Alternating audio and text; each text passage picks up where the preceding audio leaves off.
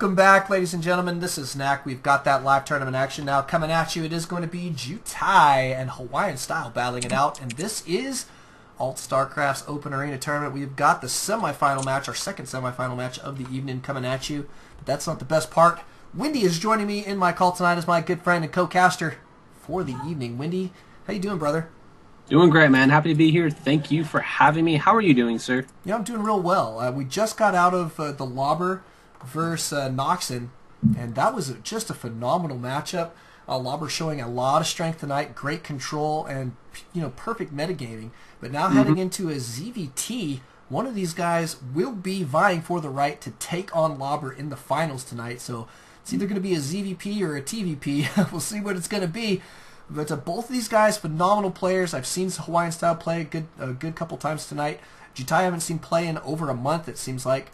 But phenomenal player in his own right there. And nice thing for these guys is it's going to be a best of three as we move forward here. I'm pumped to it. Who do you think is your favorite to win in this particular match? I know it's honestly, I was going to ask you. I was going to say, who do you think is going to be the aggressive player in this situation? I feel like ZvT is always a game of aggression. The player who's generally aggressive is going to be the one that's going to take map control first, expand a little bit quicker than his opponent, and try to get out a better economy. In ZvT, it's all about the macro game. Right. Either that, or if you're Terran, you're going to be really aggressive and go for some kind of two racks pressure or maybe like a Banshee play or something like that. So what do you think? Is HawaiiNstyle going to go with that really standard Reactor Hellion Expand, or is he going to maybe go for the 1-1-1?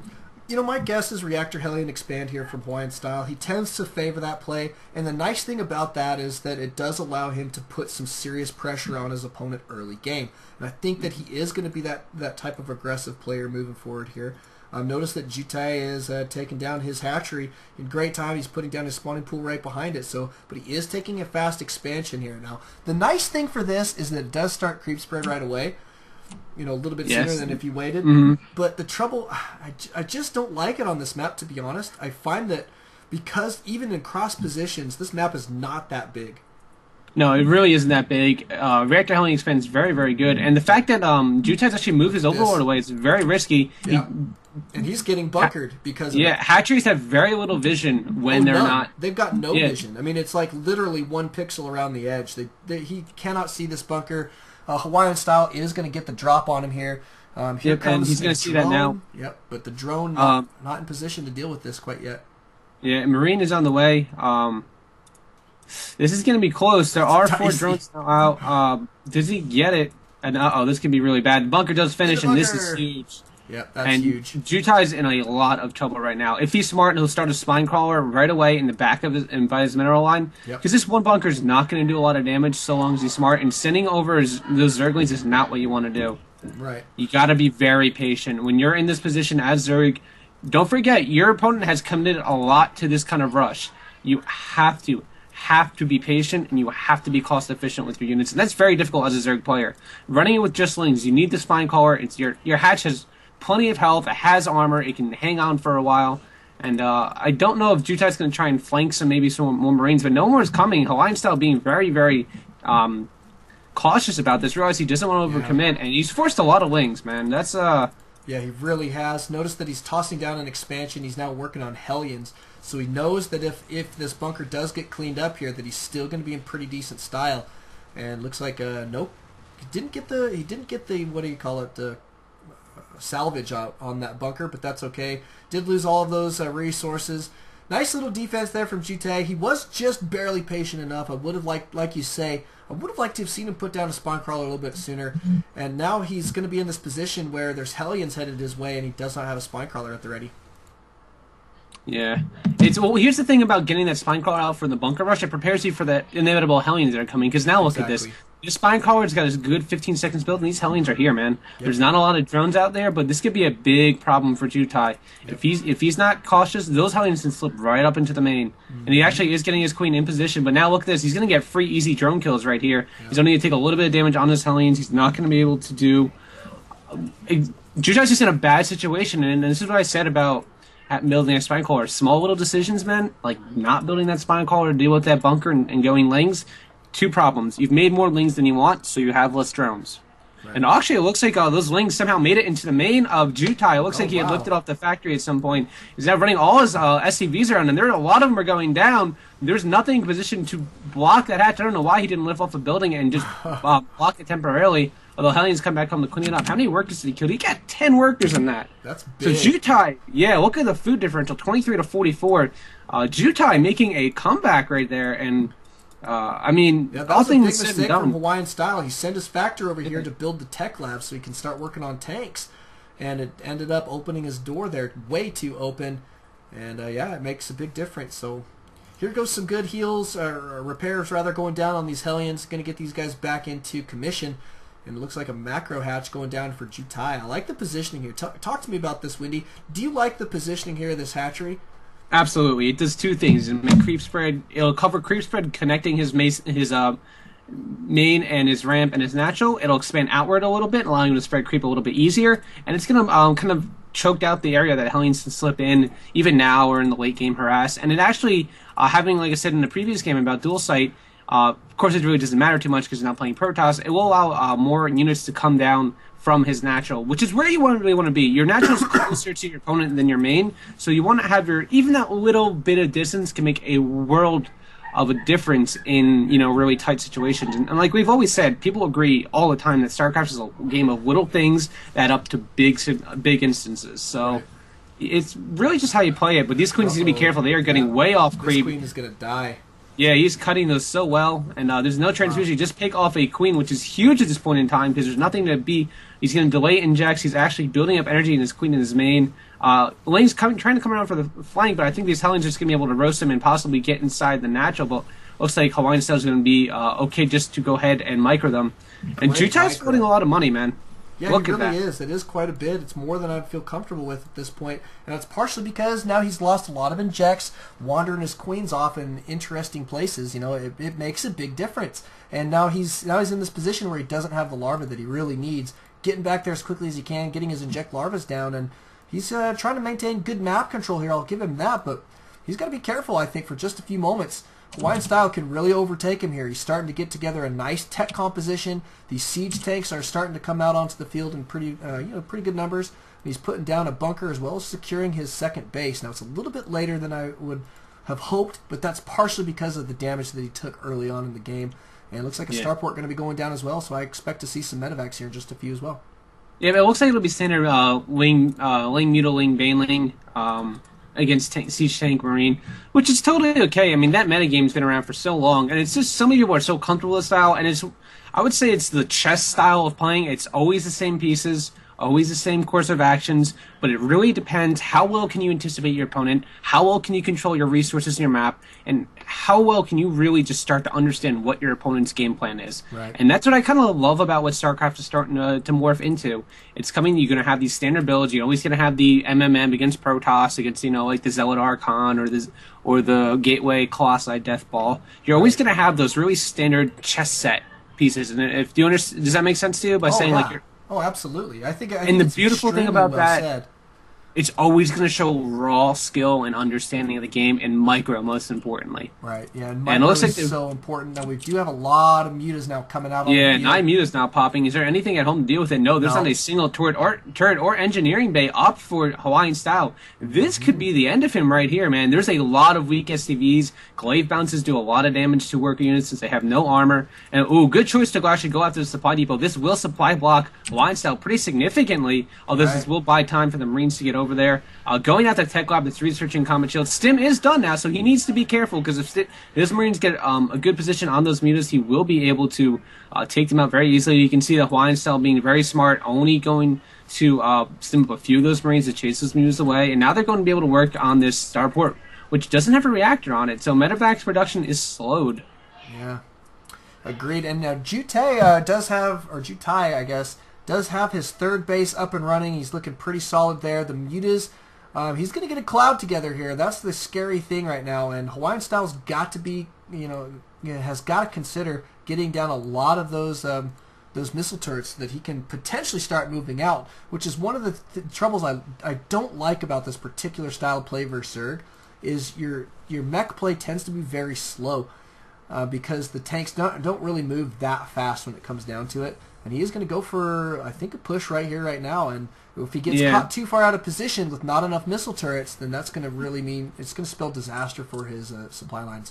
Yeah, and Jutai's microing very well with his mutas. He's getting +1, which will help a ton against tanks. +1 against tanks does a world of difference. It actually takes one less volley from your Mutalisk, and since they attack so quickly, you can actually hold off pushes before they ever come. And smart decision to try to go after SCVs. They are actually pretty key in this kind of build. Goes ahead for the. I think he got one tank in that too. He killed one tank there. And that's because he had the +1 finish. Yep, and look at that! Getting units out of position takes down all the tanks. Now there's only Marines left to deal with it, and Banelings and Lings and the combination of the Mutals will be able to clean it up quite easily. And there's plenty of Lings and more Banelings being morphed in. Wow, that's a lot of Banelings. Maybe a little bit. 15 more. This is big for Jutai, and look how far ahead he is in supply count. And that's another telltale sign. With only the one medevac in this army, the stims are really they're destroying themselves at this point. Drug users. Here comes the Lings getting a good surround, stimming up one more time, making those units so weak. And this is what I am talking about. Jutai's Mutalisk micro is pretty good, man. That is some high caliber micro. I don't think I'm even capable of doing that. He's darting in, trying to pick off the medevac, being very, very risky, but not overcommitting to the attack. He's darting in and out. He's bobbing and weaving. He's being the Muhammad Ali of Mutalisks. Yeah, I agree. And the cool thing is during that attack, he had all those Banelings, but the Banelings couldn't get into position fast enough because the Lings were tearing those Marines to pieces so quickly. And here we go. It is going to be a big Baneling bust here. There's only the one tank here at this point. He is going to have another one out on the tank or field here momentarily. There it goes. But the defenses here are almost nil. And so Jutai, I think, has really gotten not only control of this game at this point, but is about to deal a death blow. Oh, yeah, definitely for sure. Only 2 tanks left, no upgrades on them. The Lings have +1 armor. No, they don't, so they will die in one shot to things, which I think is a pretty big misstep at this point in time. It's 16 minutes into the game, and neither player is really good on the upgrades, which, I mean, all things considered, they did have a pretty aggressive start, but you can see those Banelings are going to do just a monumental amount of work. There you go, Banelings running in, taking out all the Marines. Tanks are now gone. See, Mineral Line is going down, and there goes the command center for the lift. Mutalisk will be able to do a little bit more damage. That to probably take it out. And I don't know, Knack. Do you think HawaiiNstyle can come back from this? He's pretty down and out. Yeah, I'd say he's probably thinking of something witty to say, I think, at the end of this game here. But GG always works well. So, I mean, we should see something to the tune of that here in just a few moments. I mean, his main is about to be mined out. Yes, he will have this extra orbital command, but taking it in this third position is almost impossible at this point. Look at Jutai's third. Check out Jutai's third real quick. There was I think 50 drones there at one point. They're going over to now the 4th base of Jutai, which just completed. I mean, he's in such strong position. He's going to be maxed out here momentarily. He should be maxed out here momentarily and start floating minerals at this point. I mean, he's taking his 5th base. He's really he needs to be careful. He just flew his Mutalisk into that Marine pack. Some of them are very, very weak. I think one of them only has 3 life left. Although he's forcing a lot of stims. I do like the fact that he's darting in and out. He kind of has the aggressor's advantage right now.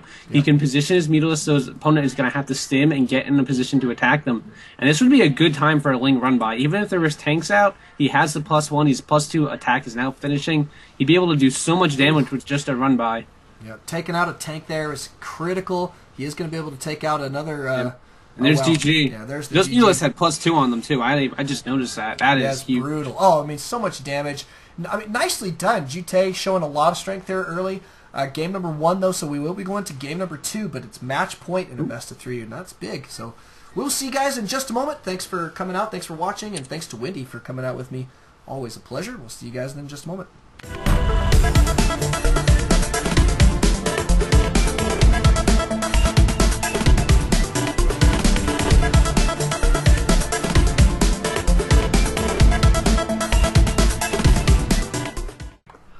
Welcome back, ladies and gentlemen. This is Knack. We've got that live tournament action continuing here on MLG Shattered Temple.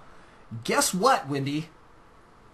What? It is match point here already for Jutai. It is only a best of 3. Crazy train. What can I say? I can't say I feel too good being Jutai, though. You have to go up against Lobber, and I don't know if Jutai was watching the stream, but if he wasn't, he'll be in quite a surprise for Lobber, because You saw him do the same build twice. A little bit of variation between the two builds on a non-Protoss favored map and just decimated his Zerg opponent. Yeah, I know. His control is on target tonight. But you know what? Actually, Jutai, though, is pretty impressive in that last game. I thought he did a phenomenal job. Yeah, especially after that bunker rush. Yeah, especially after that. And HawaiiNstyle is not a joke. I mean, this guy is ridiculous good. We've seen him pull off some phenomenal feats in the past, and I do expect, since this is his map choice here, he did choose this map, that he's gonna be relatively comfortable here moving forward. I would like to see this go to a game 3. HawaiiNstyle is starting with his wall off. He's currently down here at the 6 o'clock position as our yellow Terran, and our red Zerg Jutai up here showing himself. What do you think of that? How do you feel about that? Usually Zergs will try to skirt along the edge and avoid being seen. How do you feel? Like, do you think that's a smart decision given the fact that Jutai is up a game? Or I do. I'll tell you why. The reason is I think that he's looking for a 2-minute gas, and that's exactly what we see here. So he sees the early gas. Now he knows there's only a couple builds that he can possibly do, and so I think this is phenomenal scouting. And quite frankly, his opponent's going to scout him soon enough anyway. I mean, if you think about it this way, a Zerg's opener takes longer than most others. This is true.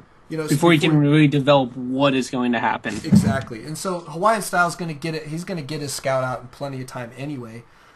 So giving up your position is not that big of a deal. But he is moving over. He is going to see the expand going down. It is a fast expand from Jutai, and he has got a spawning pool following it up there fairly quickly. And I like the positioning now that he's moving his Overlord into. He's going to keep his eye now on the second gas.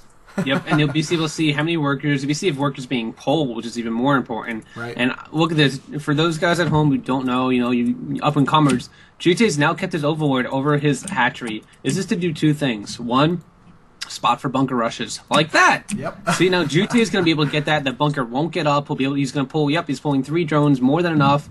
He'll be able to stop that bunker rush.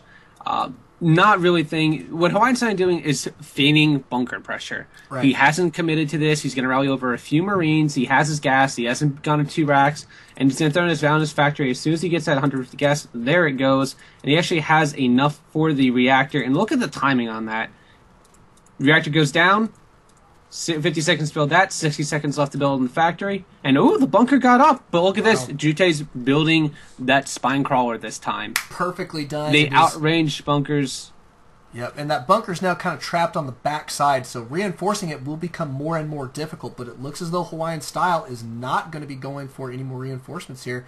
He's building now a reactor, and we're going to see the same play as we saw in game number 1. Do you think he's going to get the kill on this hatchery? No, not at all. That spine crawler is going to finish. He has Zerglings out that he can use to actually do a little bit extra damage. I think he's actually over-making Zerglings. I think 8 would have been enough. Queen is out to soak up damage. There goes the spine crawler.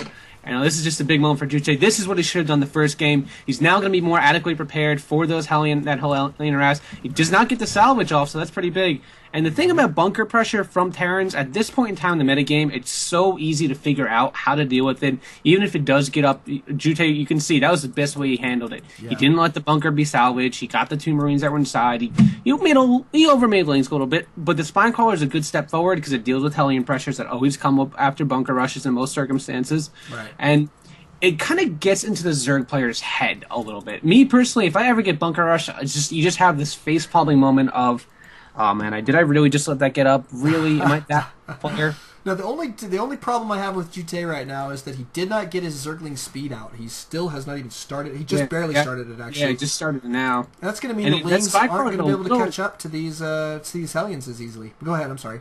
Oh, that spine crawler is a little out of position. It's not nearly as forward as it should be. You want that spine crawler as in a choked out zone as possible, and you can kind of see where those Hellions are sitting right now in line with that little rounded knoll of the cliff and the gap between the gold base. You want your spine crawlers to be in that area as soon as possible because that's where you can choke out. That's where you can just use two spine crawlers. And unless they have 8 to 10 Hellions, they're not going to run by you. They're way too valuable for map control at this point in time. Right.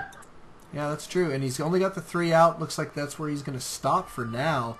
Yep, there he goes. Smart decision. Putting it by the ramp. That's going to do 2 things. And he's choking out the other area with his hatchery. Yeah. So really smart play out of Jutai. He's definitely more on his game. I think he's a little bit more comfortable this time around.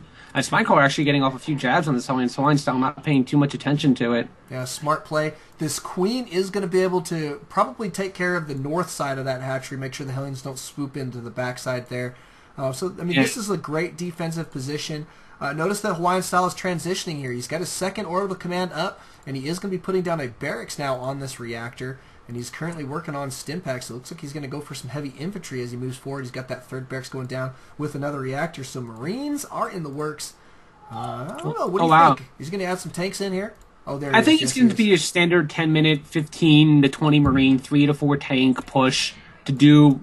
With Stim, I'm saying he's going to try and do damage to his opponent. Maybe not just put on pressure, but definitely do damage. Maybe kill off a hatch, the macro hatch at least. Or, do a significant damage to the Mutalisk that would be coming out. Because around that 10-minute mark, a really good Zerg player will have his Mutalisk out. He'll have him maybe 6 to 12 out, depending on how much gas he's stockpiled, how much he's invested in the Banelings. And look at that, Jutai getting aggressive with the Banelings, and the Zerglings, and just get surrounded on those Hellions, picking off all 4. Wow, Jutai, that is gutsy, man. That was I wouldn't have gone for that, but he saw an opening, and man, he took full advantage of that. And now, map control's in favor of Zerg, and that means a lot of trouble for Terran. He's going to have a hard time doing that 10-minute push that Terrans are so fond of doing against Zergs. Right, and he's in kind of a strange position here. I'm actually a little bit mystified, number one, but I'm interested to hear what you've got to say about this, too. He's taken the second base way late, in my opinion. And, especially since he hasn't endured any pressure at his side of the map, why is this orbital command so late to be moving out here, do you think, Wendy? I think maybe he's a little bit nervous considering that his Hellions are now destroyed, but of course he did take it after. And another thing, he actually did overmake SCVs at his main, so he's able to transfer over. So it's not like he lost a ton of economy. Mules on one base are pretty good and allows him to build energy. It's just kind of a security thing for the Terran player. Right. Sometimes they don't feel very comfortable doing it. Lings, when you put on bunker pressure, you also create the problem for yourself, but there's a possibility for a Ling run-bys earlier in the game. So Terrans have to be a little bit more cautious if they see their opponent makes 8 to 12, maybe even as much as 16 Lings. Right. So I think HawaiiNstyle acknowledged that he is a good player. He's definitely demonstrated that understanding of the game to us. So I would say it's just on erring on the side of caution, which is totally okay. You can see he's actually ahead of his opponent on supply now. Right, which is big, and it's partially because he's just pumping out nothing but units at this point. He has stalled production of SCVs completely. His units tab shows that he stopped at 41 and is now going to be going for a push. He's got 3 tanks in here. He's going to take a couple SCVs with and a good pack of Marines. And Jutai has geared up for him to take a gold. He cleared out the rocks there. He's just about cleared out the rocks at this third. But he did scout this movement. He is building a bunch of Banelings, getting himself prepared for this in great time. Do you think that he's going to be able to hold on here? Absolutely. He has 1-1. Plus one's going to finish in about 15 seconds. Carapace is a full minute out, though, so he has to be really careful, although he does have Mutalisk out. And this push is actually a full almost 2 minutes late, and it only comes with 3 tanks, and he has about 20 Marines in that pack, so I think he should be okay. Those Marines are going to be very good at dealing with the tanks, and you can actually see those Mutalisks trying to do a little bit of damage. Jutai needs to be patient here, and oh no, he's actually going to try and go for it. I don't know if this is the best decision. Banelings are way out of position from the Marines. He does able to clean up the tanks, but oh my god, only 3 Banelings going down. Oh wow, good Marine speeds from HawaiiNstyle. Now all that stuff is Mutalisk and a few Zerglings. All the tanks are gone, but these Marines can do a lot of damage. There's not a lot of good resistance to those Marines, and Jutai's backing himself in the corner a little bit, skirting around the macro hatch, and he's actually going to go for the engagement. Should have waited a little bit longer to get those Zerglings out. They are so expendable, whereas the Mutalisks are so not 100 gas per, and he's able to clean up there. We'll get the medevac as well. Not the best hold from Jutai, but he does come out on top in terms of supply, and I guess that's what matters at this point. Yeah, I agree. I mean, this is a tough position for Jutai. That was a nice push from HawaiiNstyle. And quite frankly, that's not the micro that we're used to see out of Jutai. So maybe a couple small mistakes there. He did lose a couple of those mutas, which, like you say, is something he can't afford at this point. Notice HawaiiNstyle splitting his army up here. He's got a pack of Marines in the main to deal with any mutas that fly in here. Smart deal. Yep, and mutas are starting to start their harassment. Only 1 missile turret in the mineral line, although on this map, that's all you ever really need. Right. Even if you're on the high ground with the Mutalisk, that missile turret can actually do damage to you as long as they're attacking. Did learn that at an MLG with the Banshee. Interesting little thing to note. Right. But they will be able to pick off tech labs, supply depots, where they can, and that's what you want to do at Mutalisk. Mutalisk harass is designed to do 1 to 2 things. Kill workers, kill outlying structures that can either supply block or slow down the production of units. Because Terran, once their production gets ramped up, very, very difficult to stop pushes because they come fast and they come hard. Yeah, that's so true. And I do like that Jutai is taking down 2 bases at once here. He's going to be grabbing out his gold as well. And swooping in here, taking down the tanks is a smart play here as well. Any damage you can do to the tech pattern of HawaiiNstyle is so useful at this point. And but we do have a 3rd base here ready for HawaiiNstyle. Looks like he's going to go for the corner expansion. Now, do you think this is a smart play from him? Do you think he should be going for the gold here? Or is this expansion in the back corner the best play? It's his best play just because he doesn't have map control. This base is going to be a lot easier to defend. He can just throw up a bunch of missile turrets, just keep a good eye on the destructible rocks, put a supply depot there for spawning, make sure there's no Zerglings trying to break it down or Mutalisks trying to break it down, and just make maybe 3 to 5 missile turrets to really fortify that position, and he really doesn't have to worry about that base too much. It's way out of the way for the Zerg player, and it has to do a lot with the spawning positions. Had they spawned cross... Do you see this drop up here at the top?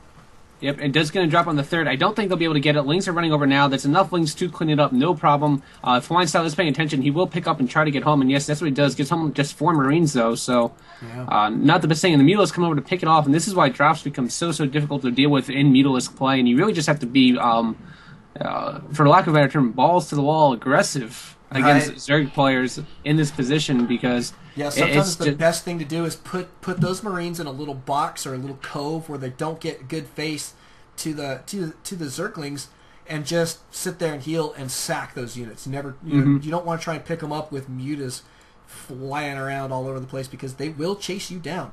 Yeah, and you can see he's getting up high in the muta count. 18 mutas out now. They don't have any upgrades, and none are on the way. Although he has transitioned over to Infestors, he's actually getting Overlord speed, which is always a good upgrade to get. With Zerg, my biggest advice for Zerg players, and I do not see enough players do it, if you have map control, get Overlord speed and make Overlords go everywhere. It seems really minute, but when you have that much vision, nothing, no amount of harassment is going to touch you. And you can see these Mutalisks coming over now, be able to pick off a lot of Marines in small battles.